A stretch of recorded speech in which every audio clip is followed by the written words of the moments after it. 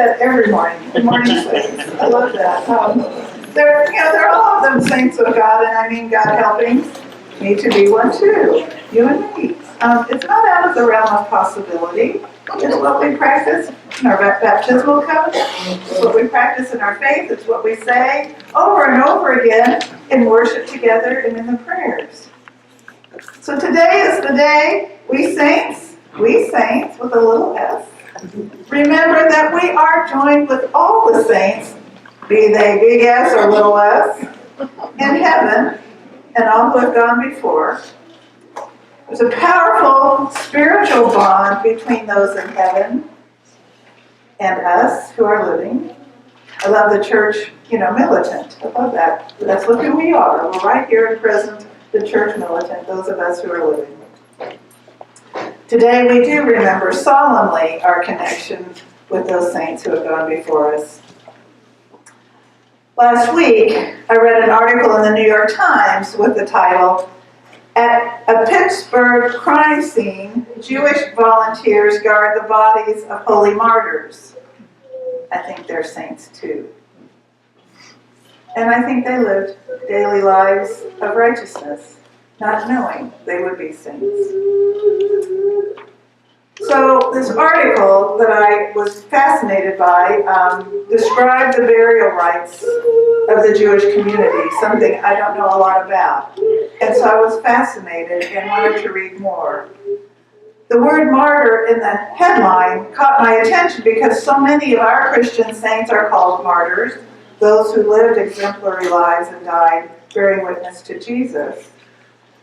And yet, our nation and the Jewish community is calling the 11 who were shot down in the Tree of Life synagogue martyrs because their lives reflected the will of God as righteous people.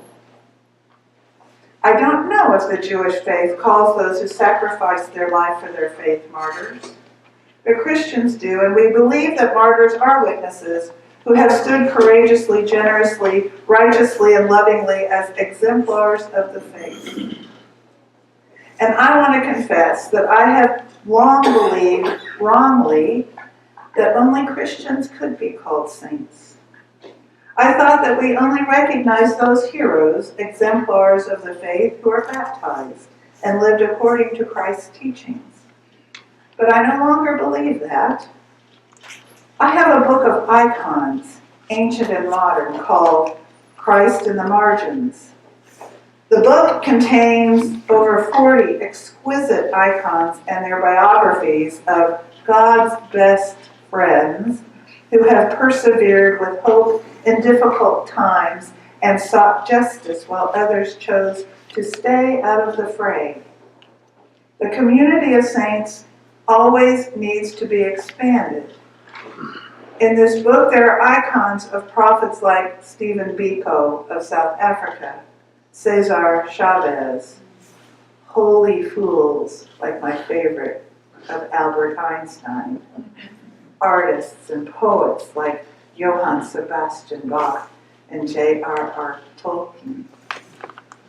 I delight in the possibility that God doesn't keep the saints in silos of religions.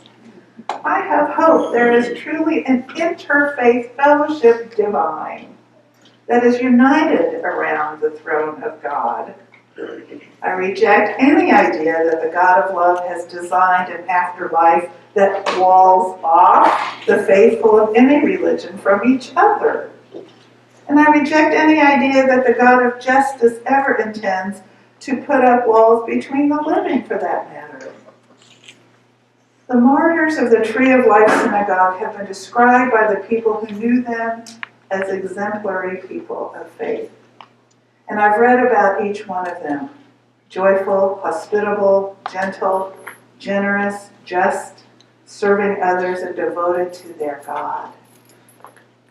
I was most moved when I read about one of the martyrs, the family doctor, Dr. Jerry Rabinowitz, who was on the front lines of treating HIV in the 80s when very few would touch AIDS patients. He was a beloved neighbor and physician. That day of the shooting, he was seen running toward the sound of the gunfire instead of ducking under a pew. He was known to run toward trouble because he was a doctor and he knew he could be of help. That day he was shot and killed. Jerry Rabinowitz was a single 66-year-old. He had no children.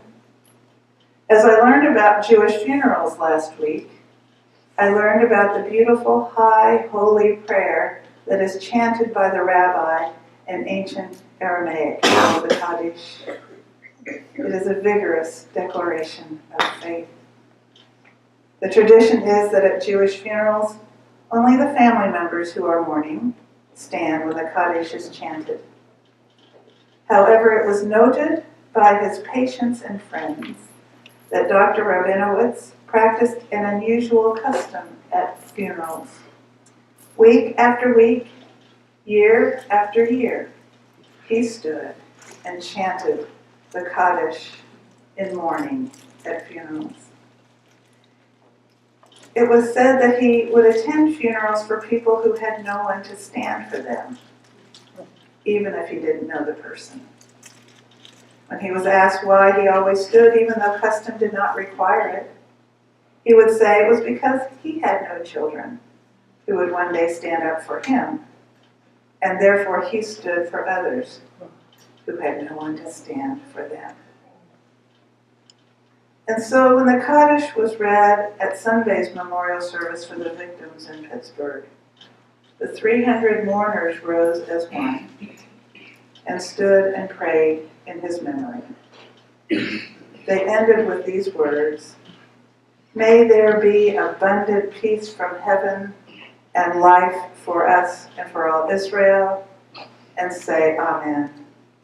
He who created peace in his celestial heights, may he create peace for us and for all Israel, and say Amen. You know, I wouldn't mind meeting Dr. Rabinowitz someday when I rest from my labors. That kind of saint I'd like to be, self-giving and honorable. At last week's gathering in South Portland at the synagogue Bet Haram, area rabbis, the Roman Catholic bishop, and several officials, one city councilman who is a Muslim, they read about each victim's life and character, and then lit a candle saying his or her name. The cantors sang in Hebrew and then in English. We were treated to sacred hospitality accompanied by joy. Yes, joy that so many people from all faiths attended. I didn't ask permission from Carol Calagina, but I think it was Carol on our way back to the car who said, that was a deeply moving service. I think I have a bit of holy envy. And I agreed with her. The prayers, the singing, the deep abiding Jewish traditions that the rabbis shared with us, the ancient texts that were shared, all quickened a desire in my spirit to draw me to want to know more about our two faiths and how they overlap and yet seem so mysterious and strange from one another. This idea of holy envy is a good feeling for people of faith to have, I think. The late Swedish theologian and Bible scholar from the Church of Sweden, he was Bishop of Stockholm, Christer Stendahl, wrote about holy envy with these words. Leave room for holy envy. Be willing to recognize elements in other religious traditions or faith that you admire and which could in some way be reflected in your own religious tradition or faith. The righteousness of the Jewish community, the seeking to do justice, love mercy, and repair a broken world are the many things I admire about the Jewish faith. The mysteries of the ancient texts, the songs, the burial rites make me curious and at the same time point me back to my faith.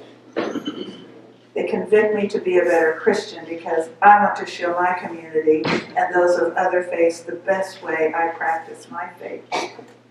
Would others ever admire the things of our faith so as to make them live the best of their faith? I don't know the answer to this question, but I know what of my faith feeds me.